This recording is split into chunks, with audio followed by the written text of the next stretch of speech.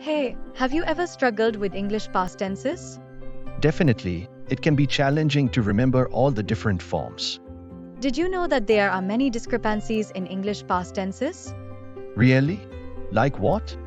Well, for example, the past tense of go is went, but the past tense of send is sent. It can be confusing. I see what you mean. What else? Another example is the past tense of buy. It's bought, but the past tense of teach is taught. It's important to understand these discrepancies to communicate effectively in English. That makes sense. How can we test our knowledge of English past tenses? We can take a quiz with examples of past tense discrepancies. It's a fun way to learn and test our knowledge. Great idea. Let's give it a try. Okay, here's the first question. What is the past tense of eat? 8. I got it right.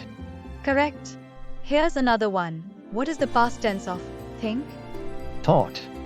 This is fun. You are doing great. Let's keep going.